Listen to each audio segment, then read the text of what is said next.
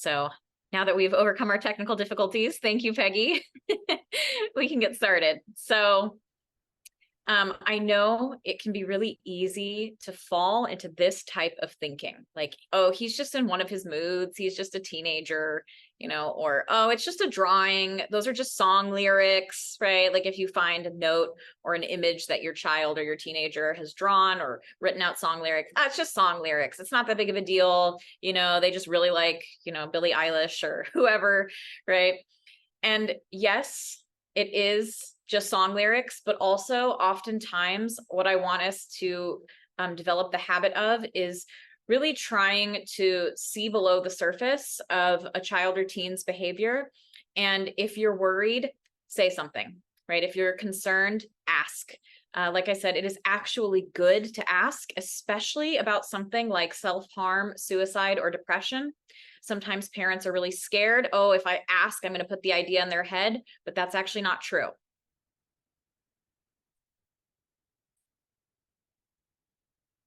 And really, like, our main objective tonight is to help you notice the signs of suicidal ideation and just ask your kids if they're okay, right? This is the just ask, because you may save a life, right?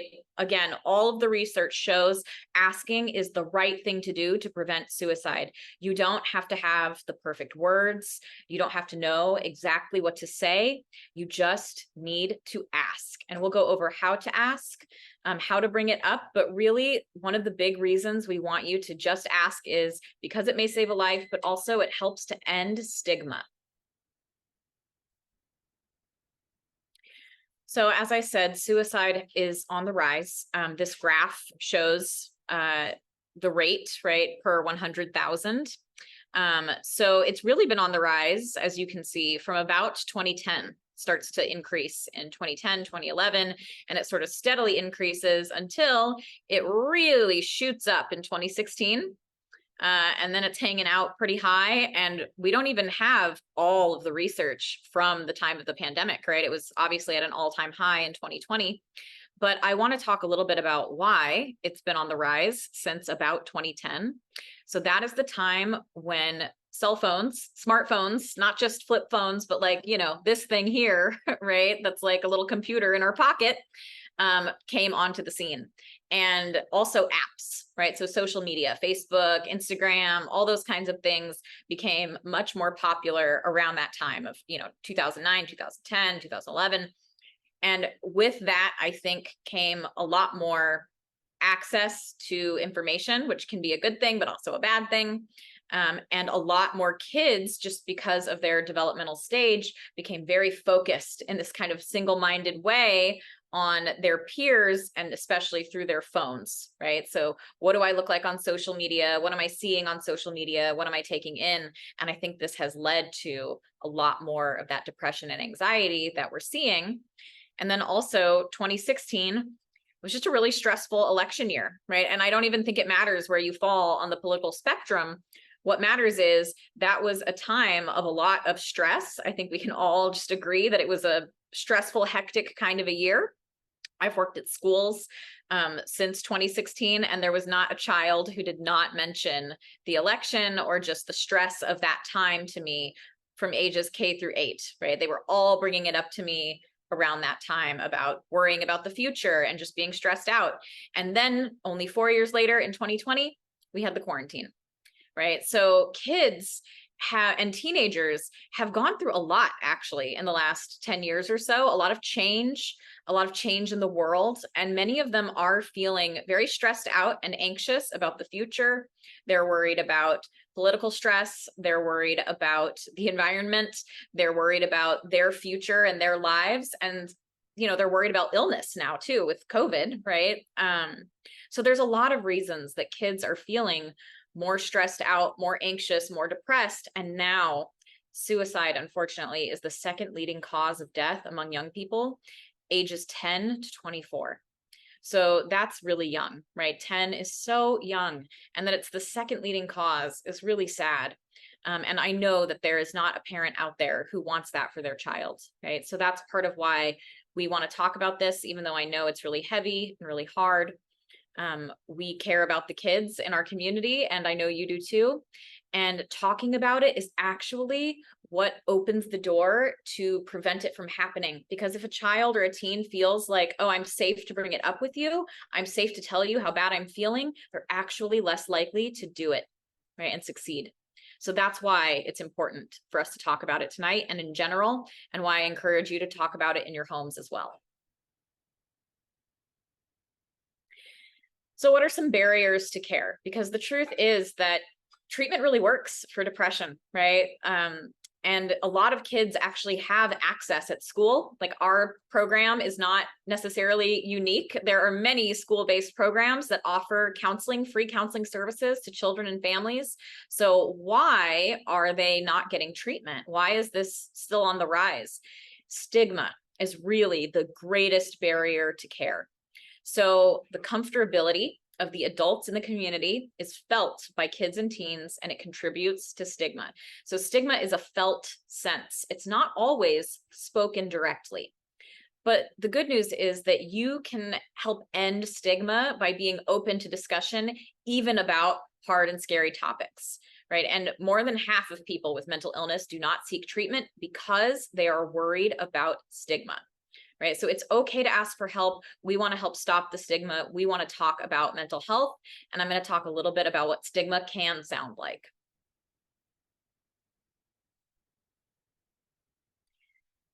So again, the stigma and discrimination around mental illness can actually be more difficult than the illness itself, right? 70% of young people say that mental health stigma has made them less likely to talk to others about their mental health. And when a young person, especially like a teenager, teens and kids, they are very, very vulnerable to what other people think of them, right? Like, especially those preteen and teen years. If you have a preteen or a teenager, you probably know what I'm talking about. You're no longer cool, mom, right? You're a loser. I care what my friends think. And the truth is that they really do care about what you think, actually. They care a lot more than they might let on, but they also do care now more than ever about what their peers think. And they are worried about being seen as strange, weird, needing help. They're afraid of what others are going to think of them, what you're going to think of them, what their friends are going to think of them. And so that's why it's so important for home specifically to be a stigma-free zone. Right? Because if they're already so worried about looking a certain way in front of their peers, you want home to be the safe place where they can come to you with anything, right? If they're feeling really, really low, they can tell you, and you're not feeding into the stigma. So indirect stigma, again, it's this felt sense oftentimes, not necessarily always spoken directly, like we don't talk about suicide, right? Like, it's not necessarily that direct. It's easier to feed into than you might think. It can be things like, oh, I don't want to see that statistic. It's too much of a downer, right? If your child is trying to show you something, right? Or, you know what, that's just not a nice topic of conversation. I don't want to talk about that at the dinner table. Or don't use that word. Don't say suicide. Don't say killing yourself, right? What will people think? Don't say that. But the problem is that when we talk about suicide and mental health in this way, we are giving them the message, I'm really uncomfortable and we can't talk about this, right? It can also look like just even changing the subject or shutting down a conversation about suicide or mental health, even if you're not saying something this direct, even if you're just like, oh, so how did that math test go? Right? When your child is trying to talk to you about something hard, right? And the problem is when we have this attitude and this tenseness and uncomfortability around this topic, our kids are internalizing the message that we're uncomfortable and they feel shame. They may start to believe something's wrong with me if I feel this way, and it's so bad, I can't even bring it up, right? So ending the stigma means removing shame from the conversation. And I know it's not an easy conversation. I know it can be really scary to have these kinds of conversations with kids and teens, especially if, you're worried, right? Like, I get that. I've had lots of these kinds of conversations with teenagers over the years. I know it's stressful. But if you're uncomfortable with this topic, let's talk about why and how we can help elevate your concern over your discomfort. Because I know it's an uncomfortable conversation to talk about depression and suicide, but it's so much worse to lose a child, right? To lose a teenager. That is so much more uncomfortable. So again, right, I would love to be able to elevate everybody's concern and care about the kids over their discomfort, right? Just tip the scales the right way. And I want to talk a little bit about risk factors for suicide. Because whenever we do, as mental health professionals, when we do a risk assessment for a teen or anyone really, right, there are things that we want to take into consideration that are risk factors and also protective factors, right? Like how likely are they to actually do what they're saying they're thinking about. So there are certain conditions that might increase the chances of suicidal thoughts in children and teens, right? So things like depression or another mental health problem like bipolar disorder or schizophrenia. If there's a parent or family member or family history with those types of mental illnesses or substance use problems, if there has been a recent death in the family, if there's any kind of abuse, neglect, or household challenges, if there's been a history of being bullied, and actually cyberbullying triples the risk of suicide, unfortunately. So that's something to keep an eye on. I know it's really terrible and sad. Being bullied doubles the risk, but being cyberbullied triples the risk because just so many more eyes can see whatever it was that happened, or the bullying can feel so much more intense. And that's part of why I think also the suicide rates went on the rise in 2010 as well, because now we had Facebook and Instagram to like bully people on. So unfortunately, that's, you know, contributing to this. And also, if your child or any child you know or work with identifies as LGBTQ, those kids actually have a 3 to 4 times higher rate of suicide than their straight peers as well. And I want to come back to the one that I underlined. If a friend, a peer, a family member, or a hero, such as a sports figure or a musician, has recently attempted or died by suicide. The reason I underlined that is because we did have a loss in our community, and I cannot confirm how the loss happened, but I do know that there are rumors that it was a suicide and that a lot of our teens have been talking about that. And so I underline that one because it's an important risk factor that we need to take into consideration, because teenagers are at risk for what's known as suicide contagion, which is this idea that when a suicide has happened close to them within their community, right, a peer or a friend, even if they weren't super close, because Malibu is such a small community, right, this does actually increase their risk for suicide. So all of our kids now are a little bit higher risk.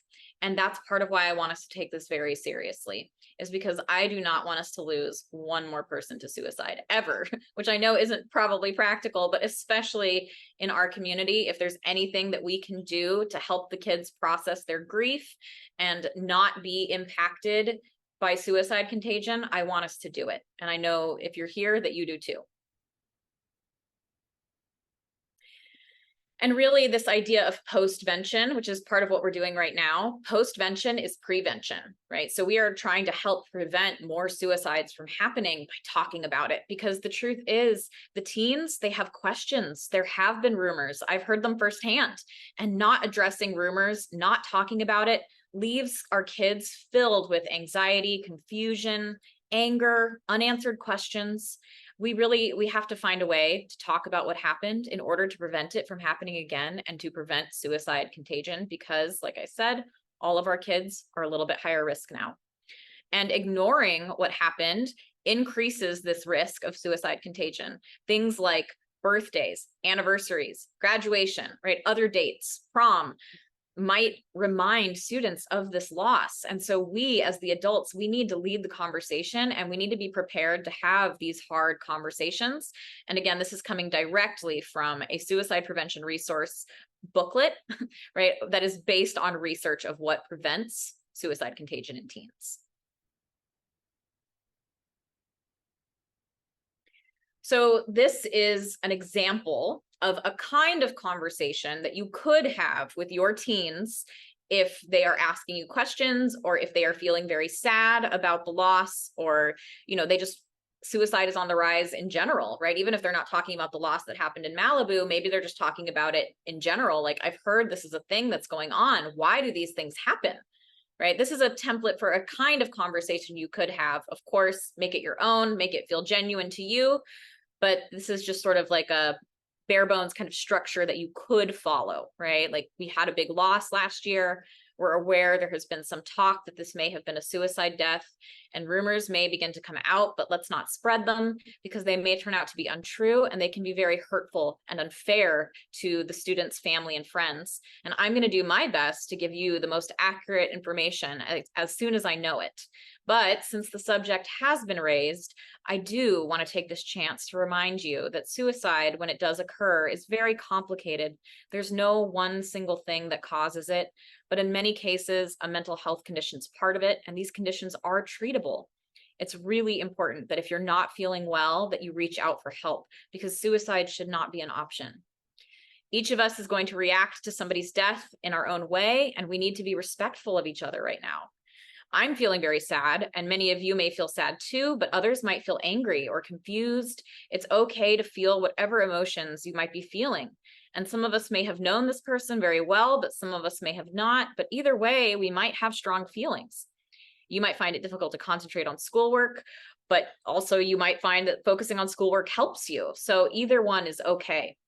I want you to know that I am here for you, and we have counselors here to help us all understand what happened. And if you'd like to talk to someone, let me or one of your teachers know, or you can seek out a counselor at the Wellness Center between your classes or during lunch. But we're all here for you. We're in this together, and we're going to get through this. So again, this is just an example of something you could say, right? Or take parts of it, make it authentic to you, make it your voice. But really the important piece here is that we should treat all teen deaths the same way. Having one approach for a teen who dies of cancer or illness or an accident, and another who dies by suicide just reinforces this negative association that often surrounds suicide. And it can be very deeply painful to the deceased's family and close friends. And adolescents are vulnerable to the risk of suicide contagion. And so it's really important that we don't simplify or gloss over the student's death like it didn't matter or something, right? Because if we do that, they start to feel like they don't matter, right? The students start to feel like I don't matter. But adolescents are also very resilient, and with proper information and guidance and support from family and community, teens can learn to cope with the suicide of a fellow student, process their grief, and return to healthy functioning. So again, this approach is based on research of what prevents suicide contagion. So I'm going to go over a method called question, persuade, refer. And on the next slide, we're going to go over some questions and they are very direct. Like I'm warning you ahead of time that they can feel very direct, especially if you're not used to asking these kinds of questions. But I just want to remind you that it is actually good to ask directly about suicide. You are not going to use the wrong words. You're not going to put the idea in their head, but you may actually prevent them from hurting themselves. And please, whatever you do, don't avoid certain words or the topic at all if you are worried, right? But if you are uncomfortable asking these kinds of questions, it's okay to find somebody who can, right? But also avoid making promises you won't be able to keep, right? So if your teen says, I'm feeling suicidal, don't promise not to tell anybody. You probably need to go get them evaluated. You probably need to get them into supportive counseling services. They need extra help right now if they're feeling that way. But again, it's good to ask directly, and we'll go over how to ask. So this document here is called the Columbia Protocol, and it is a standard document that you use when you're doing any kind of risk assessment. So this is used in hospitals, this is used by counselors and psychologists, and you always want to ask questions 1 and 2. So the first question is, have you wished that you were dead or wished that you could go to sleep and not wake up? Number 2, have you actually had any thoughts about killing yourself? And I know sometimes when people hear that phrase, killing yourself, it can really make their skin crawl, right? Like, oh God, that feels so hurtful or direct, and I get it, right? Like I understand that phrase can be triggering for some people. So if that word really rubs you the wrong way, you can say, have you been thinking about taking your own life? Have you been so unhappy that you've been thinking about hurting yourself, right? Those are acceptable ways to say it too. But just so you know, again, it's not bad to say the phrase killing yourself. right? And actually, anytime I have asked a teenager these kinds of questions, and they actually have been thinking about taking their own life, they have fallen apart because they actually feel relief. They feel relieved that somebody has finally noticed how much they're suffering, that somebody else has brought it up, because it's so scary and vulnerable to bring up how bad they are feeling. They're afraid to do it sometimes. They're afraid of hurting you. They're afraid of scaring you. They're afraid of being a burden. They're afraid of that stigma, right? So if you are brave enough to say, hey, you seem really not okay lately. You seem really down. I'm really worried about you. Have you been thinking about killing yourself? And they really have. They are probably going to feel so much better that you said something and that you brought it up, and they're going to fall apart and just be relieved, right? That it's finally, it's like popping a pimple. It's like it's done, right? Now it's out. So if the answer is yes to one of those first two questions, then you want to ask the next ones. You want to move down. So have you been thinking about how you might do this? Do you have a plan? Have you had these thoughts and had some intention of acting on them? Have you started to work out the details of how you would do this plan or how you would kill yourself? And do you intend to carry out this plan?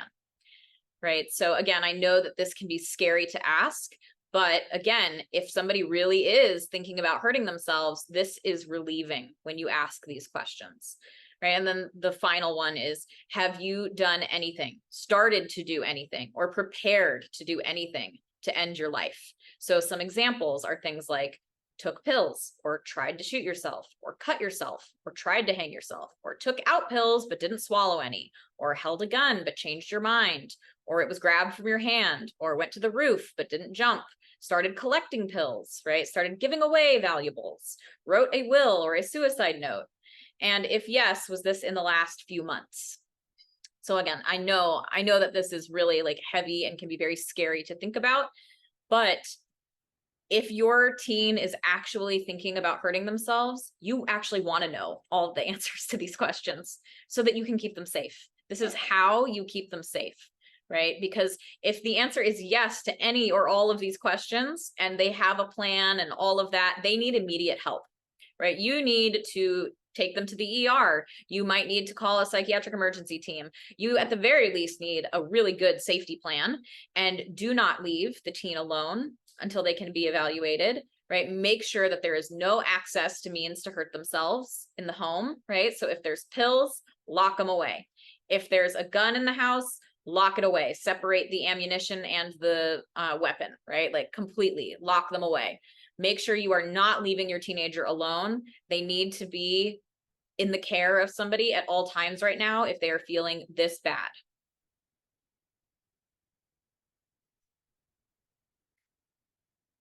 Sorry about that. That's okay. Yeah. Did you want to add anything, Peggy? I was just going to say, so I know that this is really hard. These are questions that we as clinicians, as therapists, we ask. And then if anything, when it's within that yellow kind of moderate, lower to moderate risk level, we are working on some sort of safety plan or support plan that if this has ever been discussed or your child has already been identified kind of at a higher, like a middle to low risk level, then they should know about having a safety plan if they're working with a clinician, right? If they see a therapist, we would have already identified what they need to do. So it's really important, if you know that they're in therapy, for you to tell them, do you have a safety plan? Did you ever talk to your therapist about this? Where is it? Let's talk about it, because sometimes that can really help them feel like, okay, there was a safety plan. It's helping me to have my parent help me with this right now. And it can make a huge difference. Yeah, absolutely. And, I understand, like, if you're a parent, of course, you have huge emotional investment, and it's really scary to have this conversation. Like, I get it. It's not easy. And I don't expect you as a parent to know exactly what to do the way a therapist would in creating a safety plan, right? But my point is, ask some of these questions or some variations of these questions so that you know what's going on, and then you can take them to someone who can make a safety plan, right? But just for you as a parent to know, if you ask your child, have you been thinking about hurting yourself? And they say yes. And then you say, well, do you have a plan? Like, have you started acting on a plan, and do you have intentions? And they say yes. Then it's time to not leave them alone at all. They have to be with somebody, right? Like at school, and then come home and be with someone. Don't leave them alone. And make sure that there's nothing in the home that they can hurt themselves with, right? Don't make it easy to access means to hurt themselves. Those are the two things I would say as a parent you need to know, like right off the bat, and then get them into some supportive counseling services.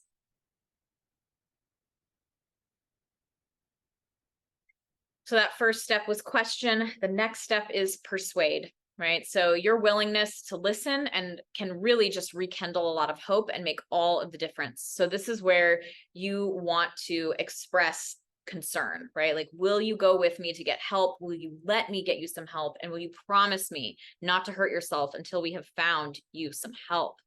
And that last one, right? Getting that good faith agreement is important, but also don't make it easy for them to have access to means, right? Like, don't leave them alone. You can ask them to promise you and really express, like, you matter to me and you're so important to me. That's part of the persuasion, right? Like, you matter.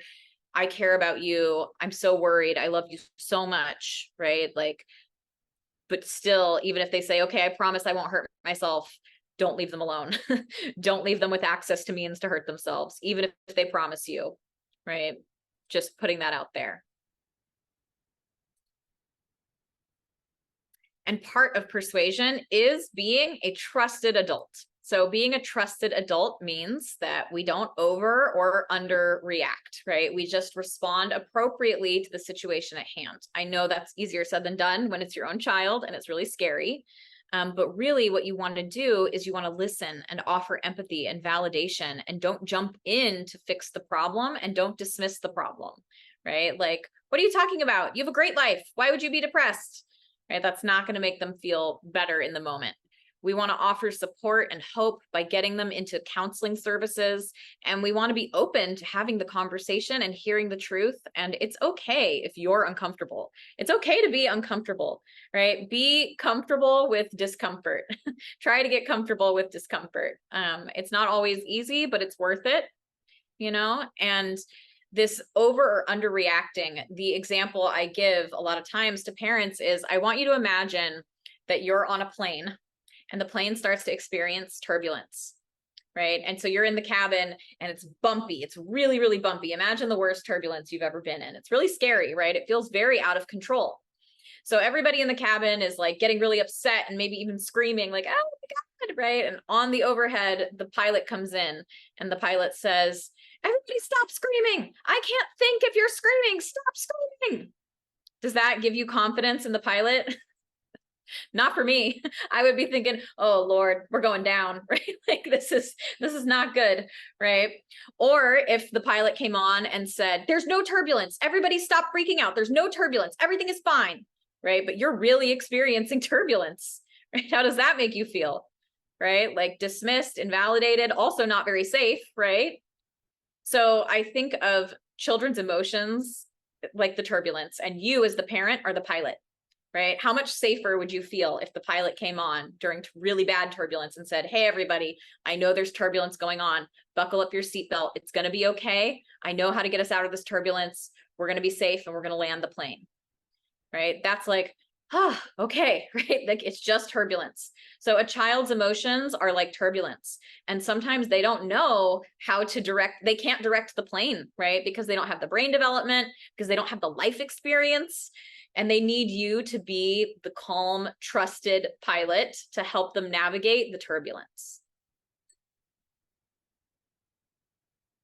So the final step, right? It's question, persuade, refer. The final step is taking the child directly to somebody who can help. So that might be a counselor, a nurse, a psychologist. Sometimes that might mean calling 911 in an extreme case, or taking the child to an ER for an evaluation, getting a verbal agreement from the team to accept help and making arrangements to get that help, giving referral information and trying to get that good faith commitment not to attempt suicide, but you really want to make sure at all times that the child is safe. An adult is home with them and aware of their feelings, that they have no access to means to take their own life. So no access to guns, knives, pills, etc. If you have to lock up your knives, do it. You know, maybe it's inconvenient to have to lock up your knives when you need to cook dinner, but it's better to do that than to have easy access for a teen to hurt themselves. And you can always call and provide crisis hotline numbers. So there, we'll provide them at the end of this presentation. There are numbers that you can call or text 24/7. Doesn't matter what time of day it is. If your teen is feeling suicidal and it's the middle of the night, you can call that number together and they can talk to a counselor right then and there. And it's so helpful. It saves lives.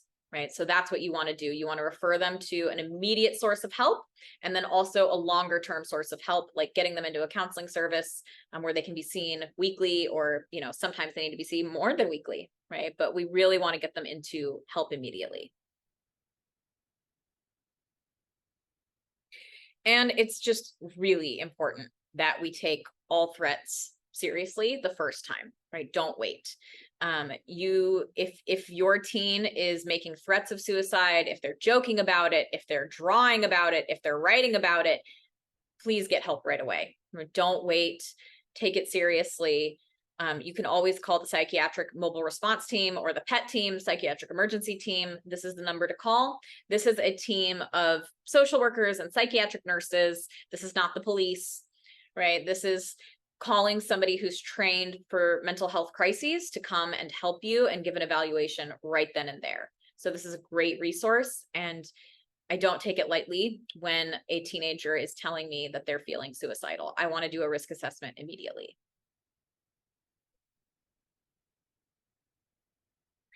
And if you guys feel comfortable, we can discuss this in the chat, or Peggy and I can discuss a little bit too. But I really like to do some brainstorming activities with parents, because these can be like real life sort of situations that I think can be really good to talk about. So here's kind of a what would you do situation. So your teen, who is normally very well behaved, making decent grades, brings a knife to school. This seems out of character, but they say it was just to show off to my friends. You are questioning their judgment, but nothing else seems wrong. What might you say or do? If you have a thought, feel free to throw it up in the chat or ask a question about it. And if nobody feels comfortable, Peggy and I will just discuss.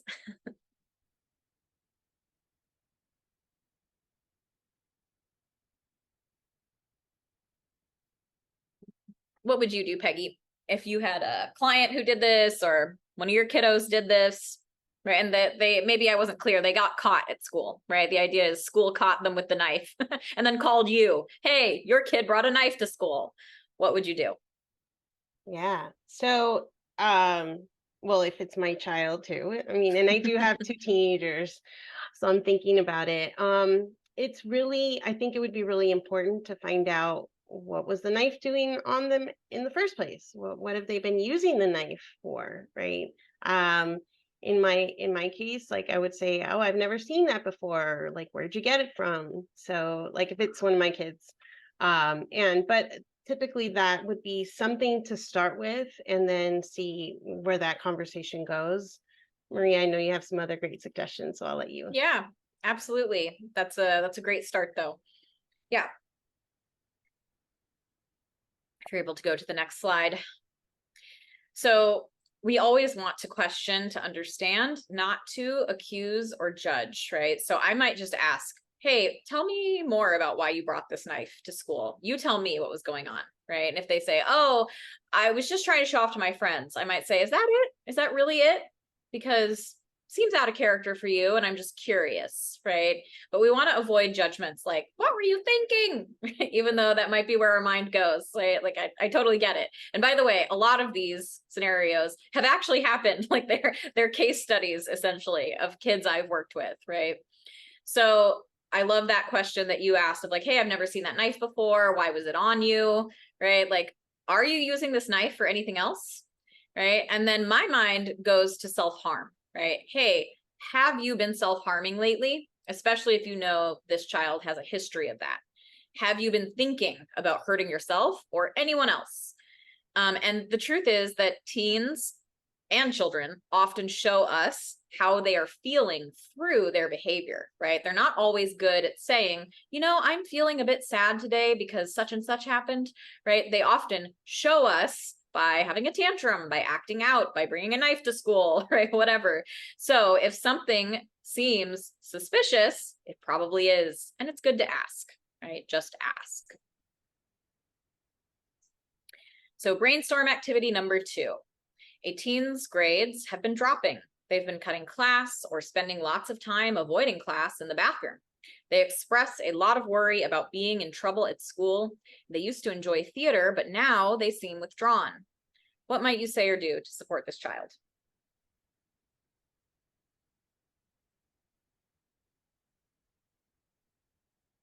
Any thoughts, Peggy? Yeah, Or I anyone? was I was hoping to see if anyone else would share. Yeah, I think I would kind of start with really just engaging with them, especially if I have a relationship with this child. If it's my own child, obviously, as a parent, kind of putting on the parent hat, I would really want to know what's going on and that this seems like very different. Did something happen? Is anything happening that they've thought about that could be even more like troubling for them? Like, what other thoughts have you had if your grades have been kind of slipping? What's causing this to happen? And then maybe really asking, have you hurt yourself in the past few months? What's been going on? Yeah.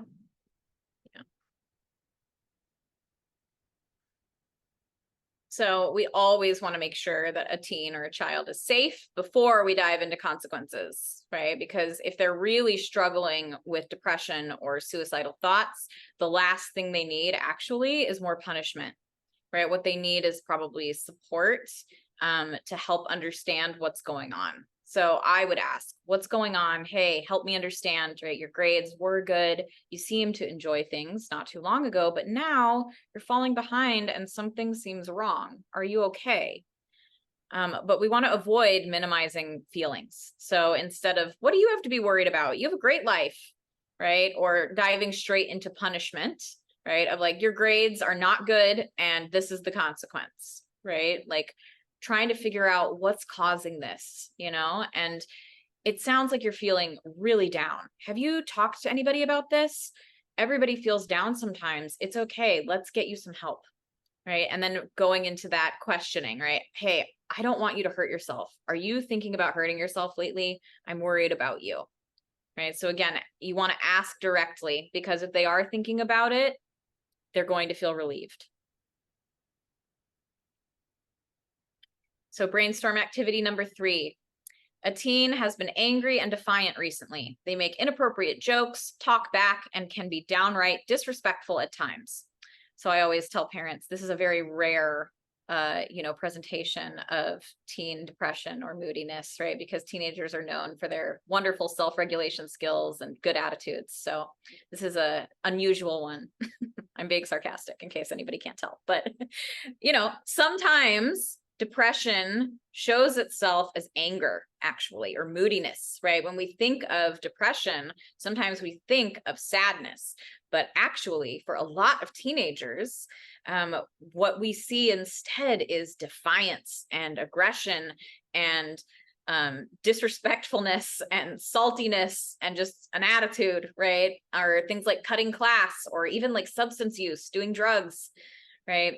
So if you're seeing these types of things in your teen and you're like, God, they just have such a bad attitude, right? What is going on? Why are they so angry?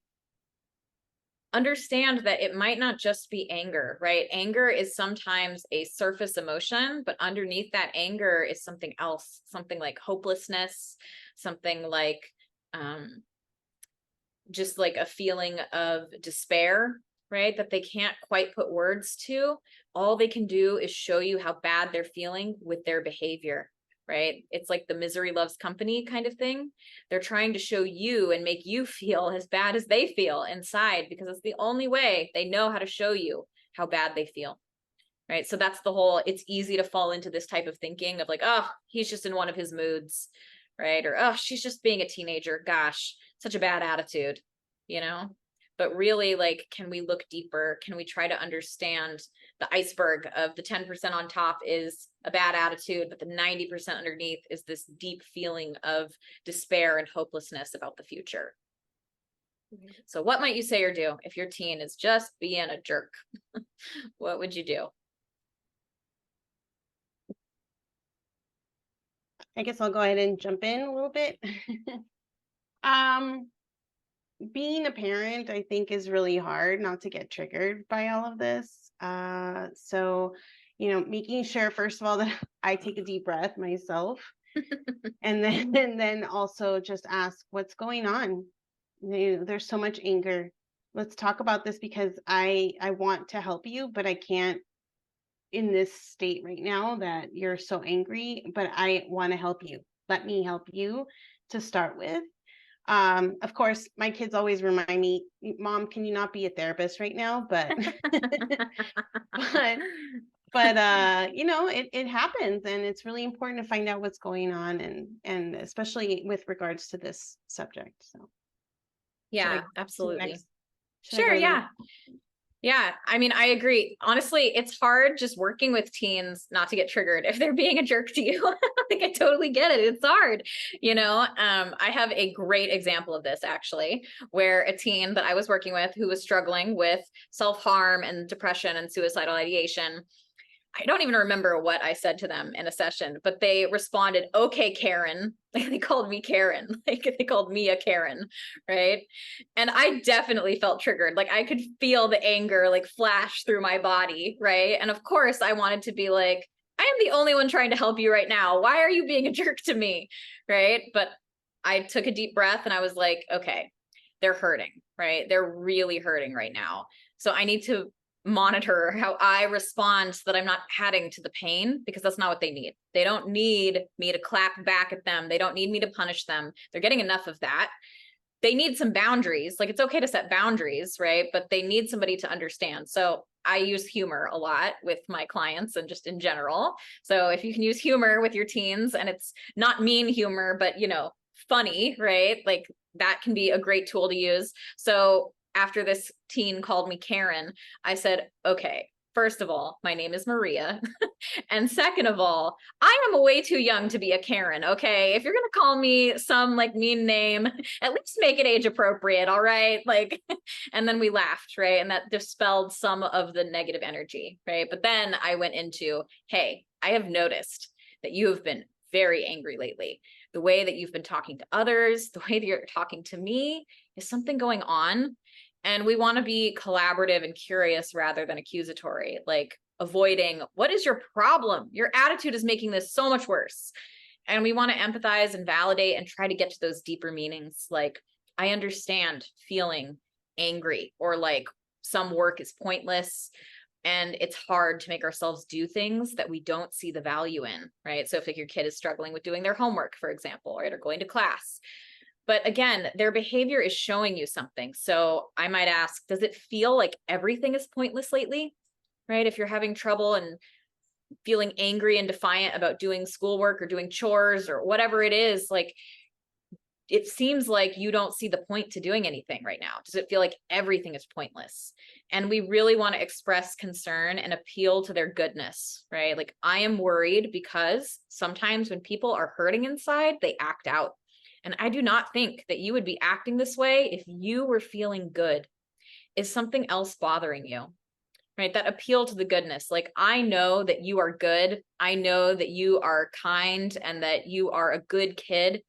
And I think if you were in a good state of mind and feeling good about yourself, that you wouldn't be talking to me like this. So I know something must be wrong. Tell me what's wrong.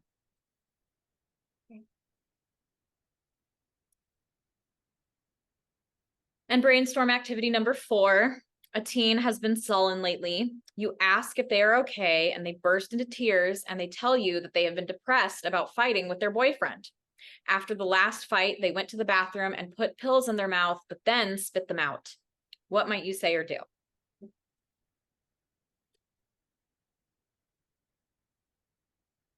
So I always ask parents and teachers too, when I give this example, do you consider this a suicide attempt? Would you think of this as a suicide attempt? Yes. Yeah. The answer is yes. Yeah, it is. Right. And the problem is, you are now, like, that teen is now at higher risk for trying again and doing something more injurious, right? More dangerous. So that's why we want to take it. That's my whole pay attention at the first sign, right? Because it's serious, right? It could be very serious.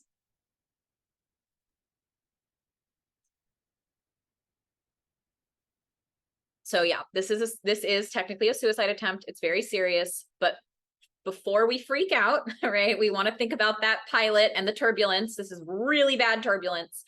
Do you want to express calm, like, I got this kind of pilot energy, or do you want to have I'm panicking pilot energy, right? So first we want to empathize. Wow, that sounds terrible. You must have been feeling so desperate and so alone in that moment. I am so, so sorry. And then you go into the question, persuade, refer, right? Is that the only time that you have almost done something to hurt yourself? Have you thought about it since then, or thought of other ways to end your life? And are you thinking about this right now? And then if the answer is yes, even if they say no, I would still go into this persuade, right? Hey, I do not want you to hurt yourself. You matter to me, and we need to get you some help. It's my job to keep you safe, so let's do it together. And then we need to refer, right? You need to get them into an evaluation immediately or as soon as possible. You need a safety plan. They cannot be left alone. You need to remove access to harm, remove the pills, move them out of the house, lock them away, whatever you have to do. Make it very hard to get a hold of those pills again. You might even need to take the teen to the ER or call the PET team to get an evaluation done immediately, and don't wait. So this example that I give, again, all these examples are based on actual situations, right? I've changed some of the details, but in this situation where I did have a student do something where they hurt themselves, and it was technically a suicide attempt, but they didn't actually hurt themselves. Their parent didn't take it that seriously, and then they did try to do it again, right? And it was more injurious the next time, and they actually had to be hospitalized. So it's really important to take it seriously the first time, right? Because if they're feeling that bad that they're willing to take that big of a risk where they're putting something like that in their mouth and then spitting it out, we're dealing with some really serious depression and suicidal ideation, and they need help right now. And then I like to show this video to parents because I think it just reiterates everything really well on the signs and symptoms of teen depression and what to do. So it's only a couple of minutes long, but let's give it a watch.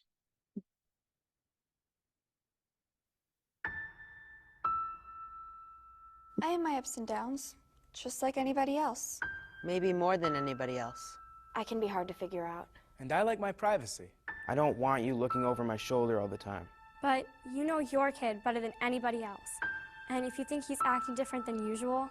Acting really down, crying all the time for no good reason. Or getting really mad. Not able to sleep, or sleeping too much. Shutting her friends out or giving her stuff away. Acting reckless, drinking, using drugs, staying out late. Suddenly not doing stuff he used to love. Or doing stuff that's just not like him. It might be nothing to worry about. It might just be high school. Or it might be something more. He might be depressed. Not just feeling down, really depressed. It might be that your kid is thinking about killing himself. It happens. More than you think. More than it should. And people say, I had no idea. I thought it was just a phase he was going through. I never thought she'd do it. I wish he'd come to me. I wish he'd said something. I wish I'd said something. When it's too late. So if you think your kid's acting different, if she seems like a different person, say something. Say, what's wrong? How can I help? And ask straight out. Are you thinking about killing yourself? It doesn't hurt to ask. In fact, it helps. When people are thinking about killing themselves, they want somebody to ask. They want somebody to care. Maybe you're afraid you'll make it worse if you ask. Like, you'll put the idea in their head. Believe me, it doesn't work that way. It doesn't hurt to ask. In fact, the best way to keep a teenager from killing herself is to ask, are you thinking about killing yourself? And what if they say yes? Or maybe. Or sometimes. Well, here's what you don't say. That's crazy. Don't be such a drama queen. You're making too much of this. That boy's not worth killing yourself over. That's not going to solve anything. You're just trying to get attention. You're not going to kill yourself. What you do say is, I'm sorry you're feeling so bad. How can I help? We'll get through this together. Let's keep you safe.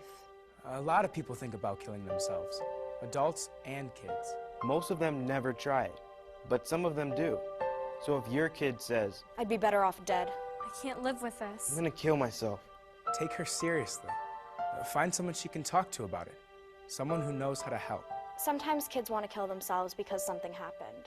A breakup, a failure. But sometimes it goes deeper, and it's not going to go away by itself. Get some help. Talk to your doctor. Or a counselor at school. Or your minister. but don't just let it drop. And make sure that your kid always has someone to turn to.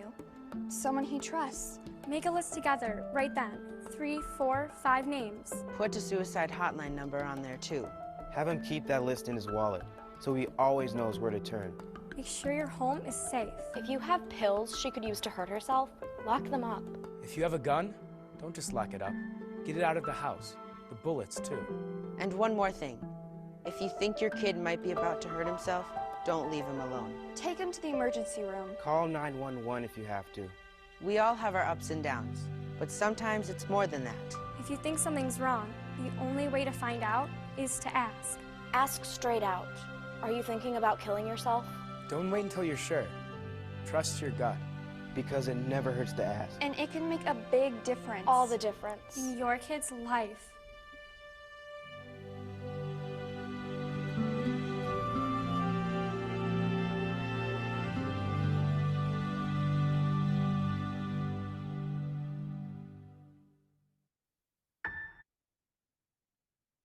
So I know that's a really it's a heavy topic, right? Like I get it. I understand why it's hard to talk about, but I hope that this presentation actually gives you hope, even though I know it's sad, that asking is the right thing to do and that it's actually good to ask. And it's good to talk about these topics at home to help end the stigma so that your kids feel comfortable coming to you with anything.